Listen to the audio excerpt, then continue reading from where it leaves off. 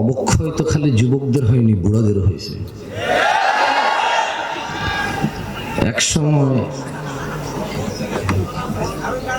এক সময় তো কমেডিয়ান শ্রোতা ছিল না, বক্তব্য শুনতো কোরআন সুন্নাহ থেকে। হ্যাঁ, কি শুরু করছেন ভাই? কি এগুলো? কি শোনেন না আপনি?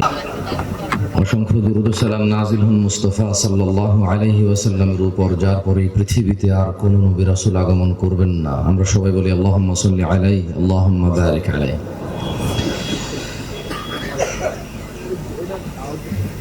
কর্তৃপক্ষ আমাকে বলেছিল যুব সমাজের অবক্ষয় নিয়ে কথা বলতে এবং এর প্রতিকার নিয়ে। আসলে অবক্ষয় তো খালি যুবকদের হয়নি, বুড়াদের হয়েছে।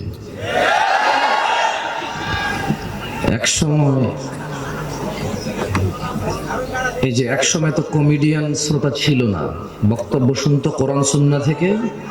হ্যাঁ, কি শুরু করছেন ভাই? কি এগুলো? কি শোনেন না আপনি? আপনার মন কোথায়?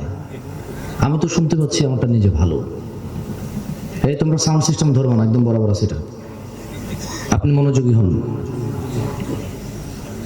নারায়ে তাকবীর বলতেছে সহি আকীদার লোকজন, আসলে চিল্লাচিল্লি করতেছে, কমেডি করতেছে, হাসতেছে। What is this? আপনাকে নিষেধ করছিল ধরতে ভাই? আপনাকে তো নিষেধ করছিলাম না ধরতে, ধরলেন কেন? সাউন্ড সিস্টেম তো ভালো ছিল, কেন ধরছেন? নিষেধ করছি না সাউন্ড?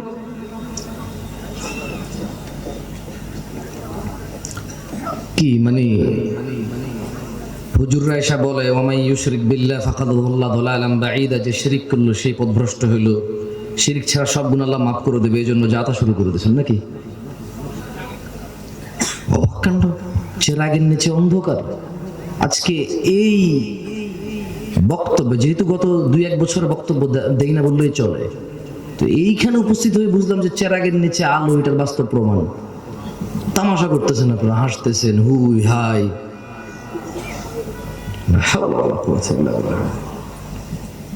ইত্তাকু রাব্বাকুম ইয়া নাস, আল্লাহকে ভয় করেন হাক্কা তুকাতিহ, যেভাবে ভয় করা উচিত।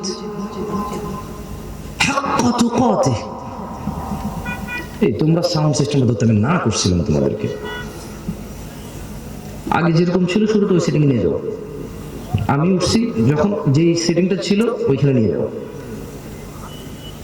বিরক্ত লাগছে এখন, এটা কানের মধ্যে এসে লাগতেছে। আর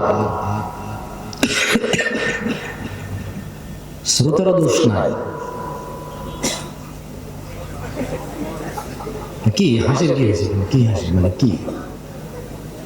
হাসতেছেন কেন? বুঝতেছি না। আপনারা বললেন সাউন্ড বাড়াইতে, উনি সাউন্ড বাড়াইছে, এখন সেটা কোন কা করে ফেলে এটা। বিসমিল্লাহ। ঠিক আছে।